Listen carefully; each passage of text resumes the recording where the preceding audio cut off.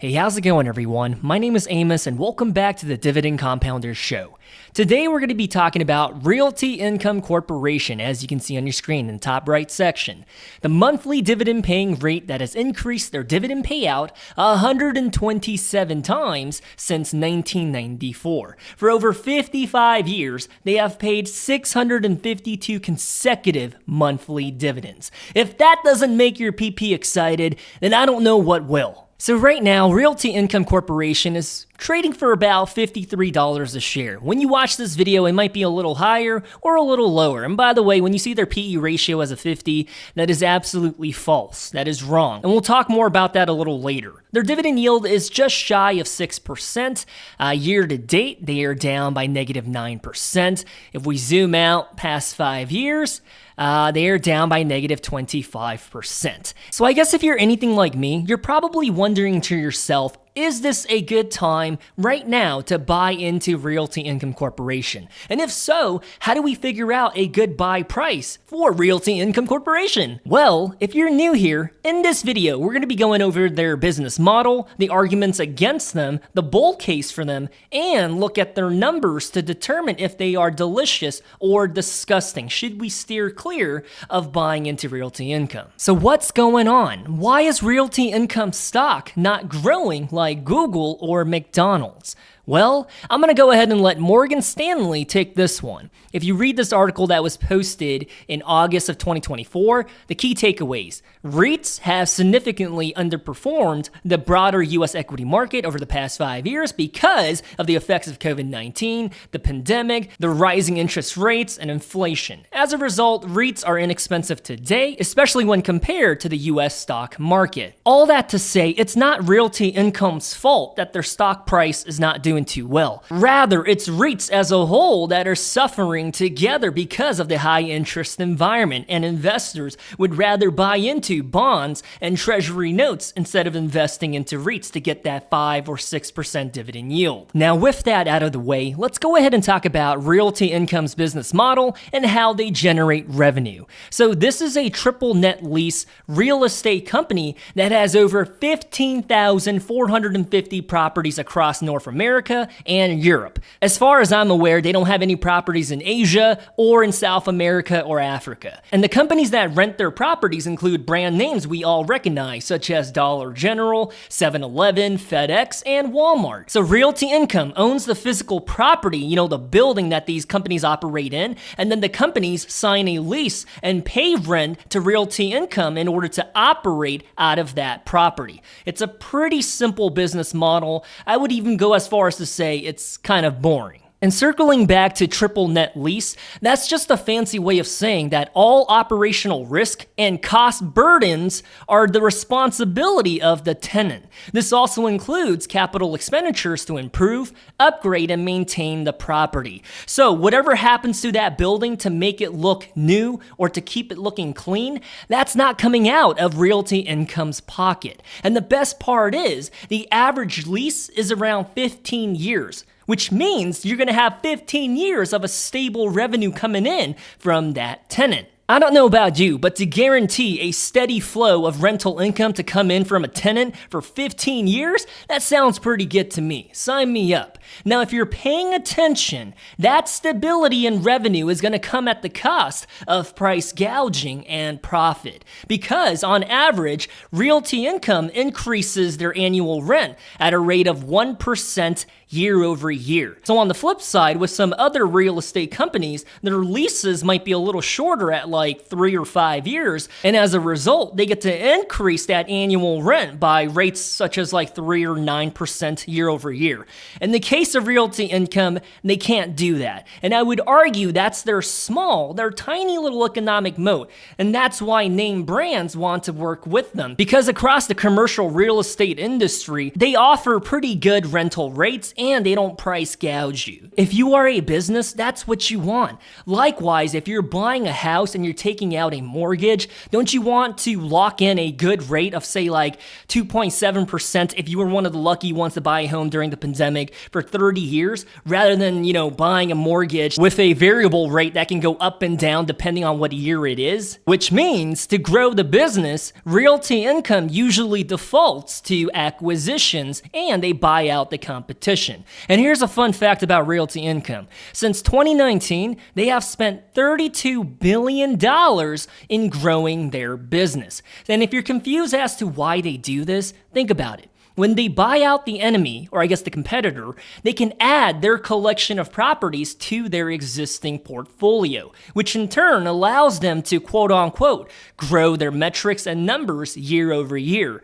Otherwise, it would be a pretty sad 1% growth rate, and that's pretty bad. Wall Street would not like to see that, so instead they buy out the competition and grow their revenue. And if you are a visual person, imagine that Realty Income has 100 properties that are paying them rent.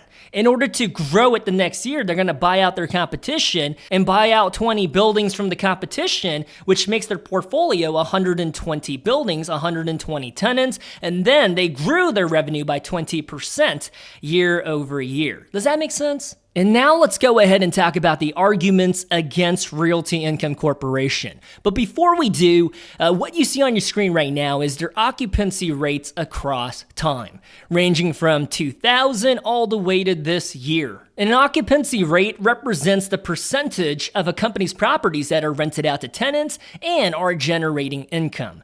Their historic median rate is this line right here at 98.2%. And as of right now, as you can see, it is 98.7%. And during their worst years, when we look at 2009, it dipped down to 96.8%, and the following year it was 96.6%, and in 2020, it dipped down to 97.9%. And why am I calling this out? Why is this important? Because even when times get bad, this company still generates revenue above the median of other REITs, which is this line right here at 94.2%. When you think of a catastrophic event, you would think that their occupancy rate would drop down to like 50% or even like 40%. However, their history and the facts paint a different picture, as you can see. It's not that bad. I'm telling you right now, I'm a guy that analyzes and researches companies every single day. And I looked at some REITs before where on the surface level, they look phenomenal and beautiful until I get to know them. I take them out on the third date and then I find out their occupancy rate is like 30%, 40%, or even 50%. That's when I realized, like, man, I have something good with Realty Income. 98%, my goodness. That's why when people fearmonger about Realty Income and they talk about all this craziness, they're speaking out of their booty hole. History shows their median occupancy rate, including the catastrophic years, 98.2%. The facts don't lie. With that said, let's go ahead and talk about the arguments against Realty Income. Number one, those monthly dividends that you get paid, they're not going to be qualified, meaning you're going to be taxed at your income bracket rate, unless it's in an IRA or a 401k account. And then number two, some of their tenants are going through a rough time right now. If you have missed the headlines, Walgreens is one of Realty Income's tenants, and Walgreens is shutting down a bunch of their locations. And argument number three is that their stock price has been relatively flat, or actually it's been down by negative 25% for the past 5 years. So had you invested into something else like NASDAQ, ticker symbol NDAQ, then you would have been up by 120%. With Realty Income, you would have lost money. And argument number four is that Realty Income right now, believe it or not, is out of favor with investors. The key word being right now. The hype is all about AI and data centers and companies that are a part of that industry, such as NVIDIA, as you see on your screen right now. By the way, my price target for NVIDIA to buy in is $119 a share. Will it ever reach that point for me to be able to swallow up some shares? I don't know. If not, it's okay, I won't lose sleep over it. All that to say, any business that is involved in that sector of AI and data centers, booming. But a boring business model like Realty Income in the REIT industry, not getting any attention, not getting any love, and as a matter of fact, a lot of the big investors have shifted their money outside of REITs and instead put their money into the Mag 7 or into companies like Nvidia or even into companies such as Apple, which right now they're $259 a share. They're at their 52-week high, meaning for the past 365 days, Apple is absolutely the most expensive price they have ever been. All right, now that we talked about the cynical stuff that surrounds this company, can we stop being negative and start talking about the bull case for Realty Income? There's a lot. Okay, number one, there's concerns around some of their tenants, mostly Family Dollar and Dollar Tree, which makes up 3.1% of Realty Income's portfolio, and then there's Walgreens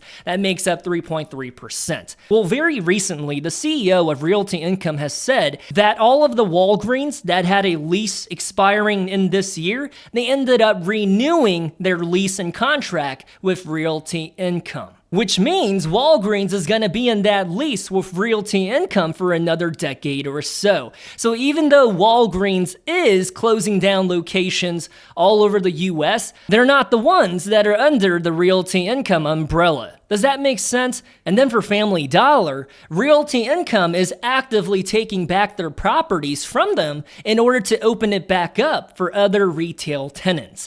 Apparently, the CEO said there are national brands that are waiting in line so that they can open up shop in that Family Dollar store. It's not that the Family Dollar store can't pay rent, because they're doing okay with that. It's that Realty Income sees risk in their business and wants to proactively replace them with a winning customer instead. Now, with that said, when you look at the breakdown of their customers, about 10% are in the grocery space, and then another 9% are convenience stores, 6% are dollar stores, 6% are places like Home Depot and Lowe's, and then you have 5% that are QSR restaurants like IHOP and Chipotle and other places. What I'm saying is that if you think that Realty Income is in the business of renting out office space or any other risky type of businesses, they're not. Almost every single one of their tenants are in a line of business that are doing okay and thriving with consumers, even in a high inflationary environment. And continuing on the theme of the bull case for Realty Income,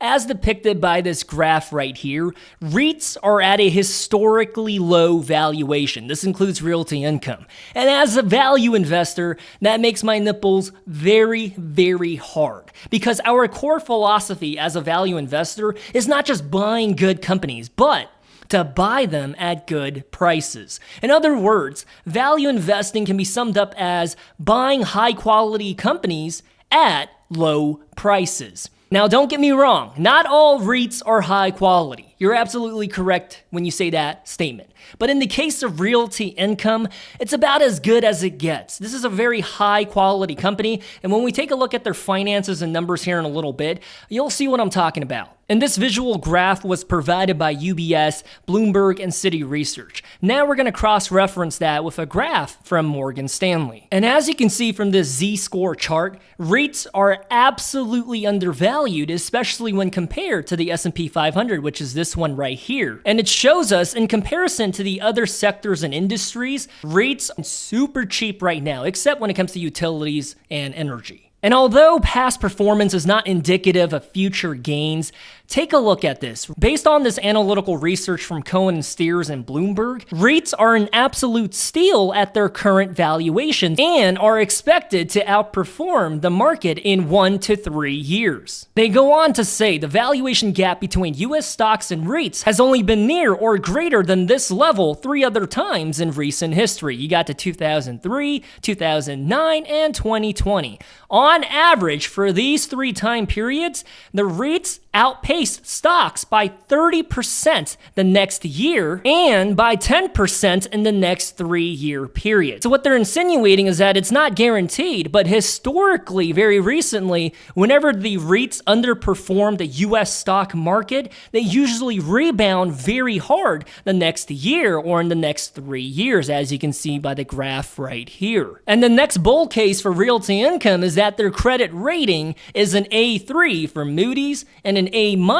from S&P Global. For a REIT company to have those grades, that's about as good as it gets. It's actually really freaking good. As a matter of fact, Realty Income is one of 8 other S&P 500 REITs that have this type of grade level for their credit ratings. And Realty Income doesn't mention who they are on this slide, but the other REITs with excellent credit ratings include Prologis, that warehouse REIT company, Public Storage, Simon Property Group, the Mall REIT, and Welltower, the REIT for senior homes and medical properties. And then to give a rebuttal for their stock price being relatively flat for the past few years, well, take a look at this. Since 1996, the total shareholder return has been 5,000% for Realty Income Corporation. In comparison, the S&P 500 total shareholder return has been 2,000%. So over the long run, when you zoom out, instead of cherry picking the past few years, Realty Income is a winner. Case in point, May 10th, 1996, the share price was $9.68.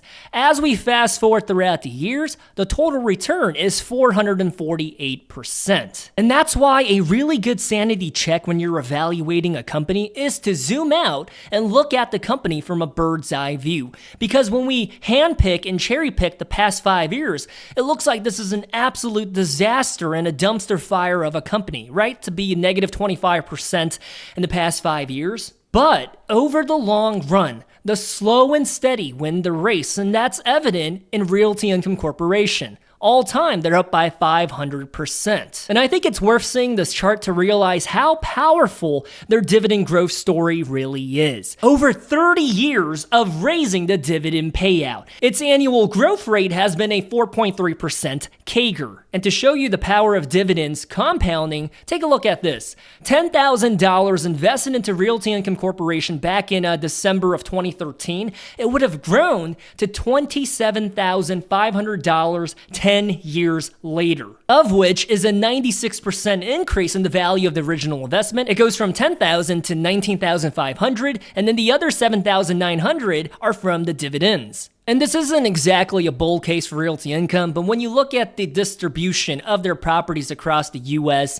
and in Europe, the breakdown skews heavily towards the Americans. And I would argue about 85% of their properties reside on the East Coast, and 483 properties exist in Europe. And remember, that's out of 15,450 properties total. And before we get into calculating an intrinsic valuation for Realty Income, which is my favorite part of the video, let's go ahead and take a look at their numbers. Now, if you didn't know, because Realty Income is a REIT, you don't judge it and evaluate it the same way you would with, say, AMD or even Texas Roadhouse. Those are normal companies. Instead, with Realty Income, you have to judge it as a REIT. And as a REIT, they score a 100 out of 100 based on these factors. And I don't know about you, but to score a perfect 100 across all of the criteria and metrics when evaluating a REIT, that's pretty darn impressive. So 100 out of 100. And when we take a look at their trading multiple as depicted by the price to AFFO, which is the adjusted funds from operations, it's a 12.8. In other words, you can think of this as the PE ratio. Their historic trading multiple is a 16.2. So even by Realty Income's standards, they are undervalued right now at their current price of $53 a share. And it only gets better because their dividend payout ratio is a 76.5%, which is in line with the current industry standard, and it tells us that their dividend is sustainable and it's healthy. And remember, by law, REITs are required to pay 90% of their taxable income out as dividends towards the shareholders. And that's why if you take a look at their payout ratio, on a normal website, Realty Income's dividend payout ratio is a 300%. That's why you do not look at it the same way you would with a normal company. Hopefully this is making sense for you. And when we take a look at their financials, the line item that I care most about is this first one right here, the AFFO, the adjusted funds from operations. They are the profits or losses generated by the company in a fiscal period. In other words, think of it as the REIT's version of the free cash flow. Just look at 2017 all the way to 2024 currently. Look at how it grows. This is absolutely beautiful to see. It grows at a rate of double digits every single year without fail. In 2022, it went up by 61% from the year prior. And then in 2023, it went up by 15%. And in this year, it went up by 23%. Just imagine a normal company's free cash flow growing at these rates. That's what you have to think of Realty Income and their AFFO. And when you look at their AFFO per share, it's just as beautiful. There's a reason why Realty Income is the golden standard when it comes to REITs and is a favorite among dividend investors. Alright, at this point in the video, we're going to figure out how much is Realty Income Corporation worth, and then at the end, I'll tell you how much I'm willing to pay for it. Because truth be told, I've been buying up shares of Realty Income for the past few weeks. Anyways, the first one is going to be the REIT multiples valuation. Essentially, it's going to figure out how much the company is worth based on how the market prices their peers, and that's going to be $73 a share. And the next one is going to be the net asset value, and that's going to spit out $45.24 a share. And the last one is going to be the dividend discount model. The dividend and the growth thereof is going to tell us how much Realty Income is worth, and that is $65.26 a share. Which brings us to the conclusion, the delicious or disgusting dividend determination. Their intrinsic valuation is going to be, thank you, Jimmy, for the drum roll, is going to be $61.26. What about Wall Street? What did the analysts believe that Realty Income is worth? Wall Street says $63.14. So I would argue that we are saying eye to eye, and that at its current trading price of about $53 a share, they are absolutely undervalued. So let's figure out what's a good price to buy in. So with a 10% margin of safety baked in, then you're looking in to jump in when it's $55 a share. And with a 20% margin of safety baked in, then you're looking to buy in when it's $49 a share for the golden standard REIT that has a 100 out of 100 grade rating. So what are my thoughts and opinions surrounding the company? Well, I'm going to tell you up front, my personal buy price is whenever Realty Income dips below $52.50 or a 14% margin of safety baked in, then that's when I buy a share or two. And I've been doing that for the past 3 weeks. And that's my game plan. Because I know that Realty Income is a high quality company that's going to see better days once the interest rate comes back down to earth, whether it's going to be in the next year or in 2 years. And you know what? You might disagree with my assessment, and I welcome that. If you think Realty Income is disgusting, then you got to let me know so I can stop wasting my money and buying up shares. And if you are interested in the company, then I beg you for you to do your own due diligence, research, and a deep dive to see if you like the company or not. You can tell, I actually like it. I think Realty Income, super undervalued. Then again, my opinion is not popular because the market disagrees with me. They're currently down by negative 25%. But I'm going to tell you this, in the grand scheme of things, with their company history of paying that dividend and having above average financials, especially in the REIT industry, I see Realty Income as a relatively safe way to get a monthly dividend. I said relatively, it's not absolute, but for the most part, they have a history that backs it up. And once I accumulate enough shares of Realty Income, my game plan is I want them to be able to pay for my monthly groceries and internet bill. So once they start paying me like $400 a month from accruing so many shares, that's going to be awesome. Right? And you can even take it a step further, and you can have Realty Income pay for your weekly dates with your fat wife, or pay for your mortgage to your 2-bedroom condo if you're a 58-year-old divorced male. I'm sorry if I just described you, but hey, Realty Income is there to save the day. Now, having said that, would I pick up shares of Realty Income when it trades for about $58 or $60 a share? No, I would not, because that goes against the principle of value investing. So whenever you watch this video, the price could fluctuate. It could go up or it could go down. And my opinion stands. If it's at $58 a share, that's when I'm going to stop buying. If Realty Income starts trading at about $51 or even $50 a share, yes, I am buying more. And you might be like, dude, you're not making any sense. You just said this is a really high quality, golden standard of a company. So why not at $58 or $59 a share? Because I'm going to tell you this. At that price range, you're basically paying for its fair market value. And it's not like Realty Income is the only company that I like. As a matter of fact, there's a whole watch list of companies that I monitor so that when the price is right and the time is good, I can buy into it. And if you're wondering what I like right now, it's gotta be Pepsi, FMC, and AMD, and of course, Realty Income. So there you have it, folks. That was my Realty Income stock analysis video. If you like this type of content where the guy does a deep dive into the story, the intangibles, the numbers, and everything, then go ahead and subscribe. If not, it's okay. Anyways, I love you guys, stay safe, and I'll talk to you next time. Peace.